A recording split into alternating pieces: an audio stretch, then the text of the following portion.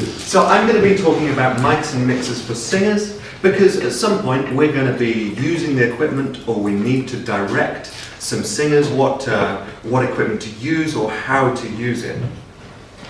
What I want to cover is how microphones work, what we do with the gain control on the mixer. This is a common question. When we see the whole mixer channel, what do we do with some of these things? Another one is why we need to use the equalizer. Or some days we don't need it at all, but why do we need it there in the first place? And what can we do with the auxiliary or the effects? That's where we get reverb. And also, of course, all of these things, why does the engineer need to sound check and not just us as a rehearsal when we're singing? So, we can see the entire system pretty much as a flowchart. Firstly, we have the source of the sound, which in our case is a singer. When a singer makes a sound, they vibrate the air around them. This then vibrates air around them, and it continues until it hits something. In this case, the receiver, we want to be the microphone. Awesome. Now the microphone has got a little disc inside which we call a diaphragm, and that then sends electrical signal down to the mixer, converts the acoustic sound into electricity into the mixer, and then we get the gain control at the very top. It's the first thing you see. Then we get equalizer, then we get auxiliary, which sends to effects, and then of course into the output, which could be a speaker or it could be the equipment in the recording studio. So let's take a look at how microphones work. Oh, there you are. Firstly, a microphone is supposed to vibrate just like the source. This is a bit like when you have a balloon in your hand and you speak, you'll feel the vibrations in the balloon. Mm-hmm. But the accuracy of this depends on the speed at which that can vibrate. As I said earlier, it converts the vibrations into electrical energy, and we really want as accurate as possible. And as a singer, most of the time we have a choice between two microphones. There are other options, but we will be given the choice of dynamic or condenser microphone. So let's talk about those two. What's the difference between the two? A dynamic microphone, firstly, it actually works like an electrical generator. This is where, for instance, if you have a dynamo on a bike, it's actually converting moving energy into power to power your lights, or actually a generator in a power station. It actually creates electricity in your hand. But it's very small. It's made of a moving coil and a magnet, that's how it works. But it's made of quite large and heavy moving parts, which means that it's very good at vibrating slowly, but not so accurate with the higher frequencies. Compared with a condenser microphone, this one doesn't create electricity, but it changes the value of the electricity you send to it. That's why we need a thing called phantom power, which is on the desk, and we turn that on so it can alternate the power you send to it. This one is made of two plates around a crystal. And the crystal vibrates, but it doesn't really have any moving parts. Which means it's very fast. It can vibrate incredibly fast because it's so light. And that means that it responds very well to the higher frequencies. So it produces more detail. And it will pick up things from a distance, much more than the dynamic microphone. So, it's pretty much a choice. If we have a slower microphone, it's more distorted. If it can vibrate faster, it's more accurate. Let's have a listen. Awesome. Birds flying high, you know how I feel. So this is recorded on a Behringer C2. It's a cheap condenser microphone. You can buy this one for £10. Awesome. Now then, let's take a look at another one. This is a more expensive one. Birds flying high, you know how I feel. You can hear the difference. It's the same recording at the same time. The first one had a lot of high frequencies. This one may be more true to the original sound, actually. because it's got a bit more of the bass, but it's still got those high frequencies in there. And the next one,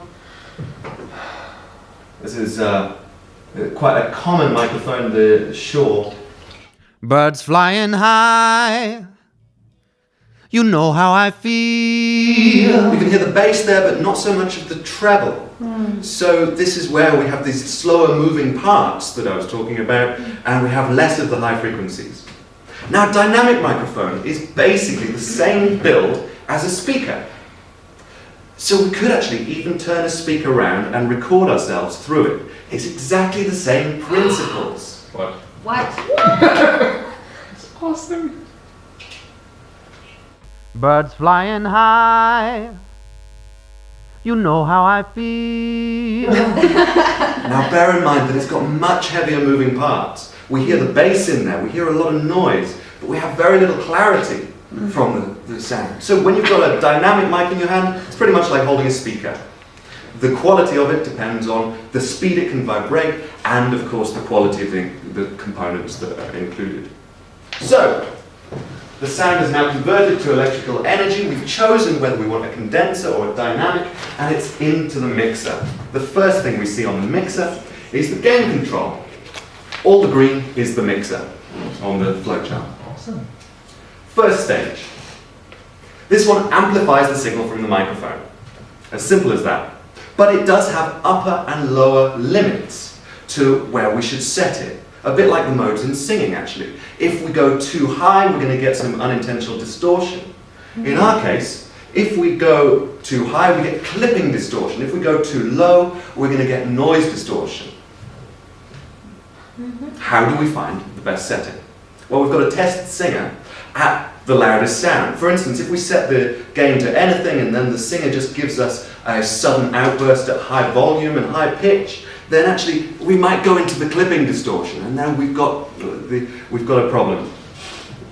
So we test the singer before the performance or before the recording.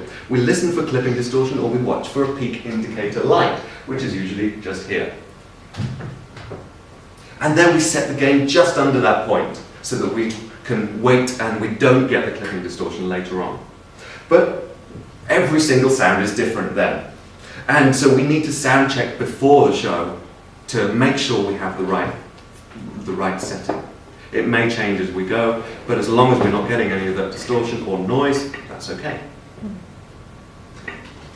Next section, we get onto the equalizer. Now an equalizer, you could basically call it a sound color changer. Now, most singers would go, well, why do I want anyone else to change my sound color? Because I designed my own sound. I want to choose it. But that's exactly true. You know, if we have the best quality sound being picked up by the best quality mic through the best quality equipment, pretty much we want to be able to reproduce the best quality sound. But it doesn't always happen when we're mixing multiple sounds together. For instance, imagine Barry White walks into the room, into the studio, and he says, "Hey, I've got a new project. I want to record double bass with a bass clarinet and a bass kazoo, a male voice choir, and I'm going to sing some sweet love songs." Okay? Now we might have trouble hearing what Barry is singing about. So what we do, we use the equalizer to suppress or enhance some of the frequencies in either his voice or some of the other instruments that we're hearing. Let's have a listen. Once again, here's the Kiwi microphone, the more expensive microphone from Birds flying high, you know how I feel. And then, if we take off some of the bass, Birds flying high, you know how I we'll clear the feel. higher part. Now, if we take off some of the treble,